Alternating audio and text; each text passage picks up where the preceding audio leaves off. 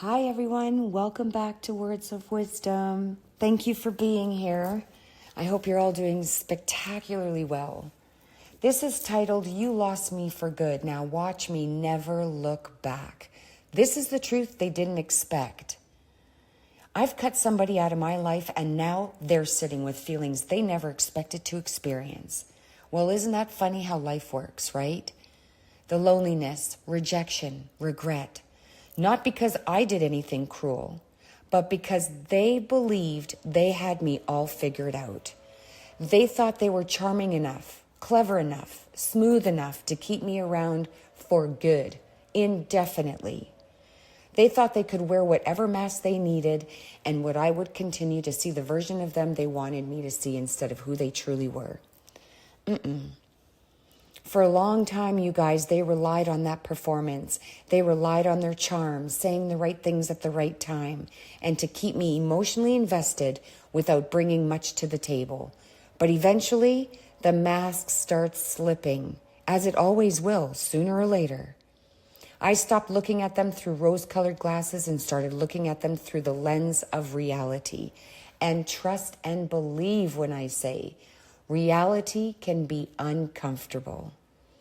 Now, what they are realizing is that beneath all the charm, all the words, all the games and distractions, they were actually scatterbrained. They were inconsistent, operating from ego instead of authenticity. They thought they had so much to offer, but when the smoke cleared, there wasn't much there. Not the depth they pretended to possess, not the emotional maturity they claimed to have, not the level of commitment they wanted me to believe existed.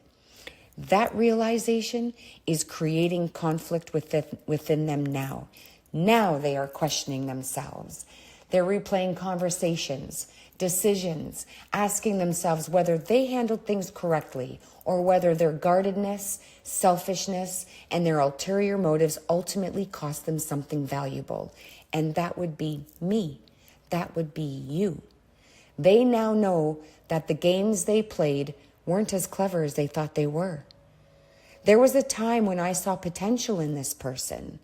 I saw possibilities. I saw colors where they weren't any, because that's what compassionate people do. We see the best in others. We imagine who they could become.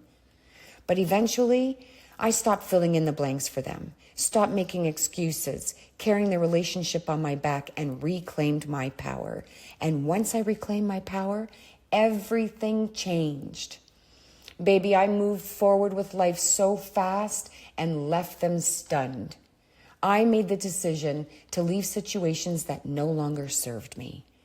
They expected another chance, another conversation, another cycle of forgiveness. Because every time before, I had found it in my heart to extend grace. Then the shift happened. I became clear about who I am, what I deserve, and who they are. And clarity is dangerous to people who benefited from my confusion. Okay? Now they sit in conflict. Conflict with themselves, with their choices, with the realization that they may have fumbled something they can never get back. Right? They thought they could walk back into my life with confidence and charm. They could say the few nice things, flash a smile, offer a little attention, and everything would go back to normal. I don't think so. I am no longer operating from the same level of awareness. I accepted the situation for exactly what it was and for exactly who they are. And then I sat with myself. I asked myself the difficult questions. Why? Why was I attracted to this energy? What lessons was I supposed to learn? What parts of myself needed healing? What boundaries did I need to strengthen? And because I was willing to do that inner work, because I was willing to face myself honestly, I evolved. Done. The healing I've done has transformed me. The self-respect I've built has transformed me. The standards I've developed have transformed me.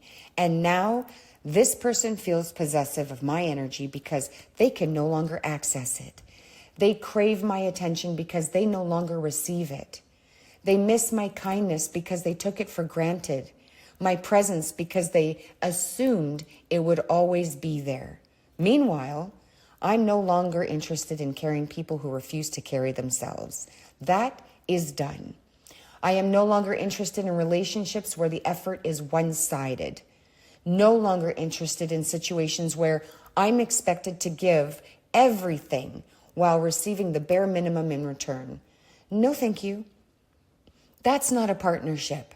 That's an imbalance. I've reached a point in my life where I'm no longer interested in imbalances. You know, it's funny. I look back now, you guys, and I spent years cooking, cleaning, doing absolutely everything beneath the sun for those that were in my life. Okay? Taking care of everyone else's needs. I'm retired from that role now. In the past, a man would think because he took me out for dinner that we should engage in activity, right? You know what I'm talking about. Intimacy. Well, I can feed myself. I can cook myself. I can go out and pay for a dinner for myself. I don't think that is a fair trade. That's not a partnership. Okay? I don't cook anymore, not because I can't, because I choose not to. I've earned the right to enjoy my life differently. No one will ever make me feel, if they take me out for a dinner, that intimacy is to follow. What many people fail to understand is that intimacy is not created through transactions.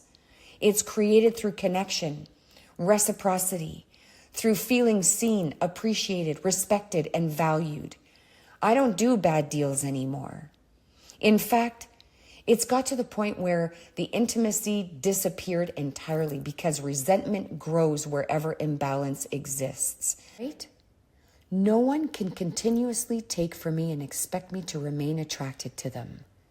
No one can continuously receive while refusing to reciprocate, and no one can expect me to carry the entire weight of a relationship and then wonder why the spark disappeared. The spark didn't disappear. The imbalance killed it. The lack of effort killed it. The lack of partnership killed it. And that's the lesson so many people are learning right now. People are waking up and realizing their worth, realizing that being alone is far more peaceful than being partnered with someone who adds responsibilities instead of reducing them. The joke ultimately ended up being on the person who thought they could keep taking without giving. Because what they lost wasn't just another person. They lost an empress, a woman who was loyal, generous, willing to build and willing to love deeply. But the empress energy doesn't stay where she isn't valued. She leaves. And once she leaves, she doesn't look back. Keep looking forward. Keep going forward. And keep doing you. Like, share, and subscribe. Share this for others who need to hear this. I love you all. God bless.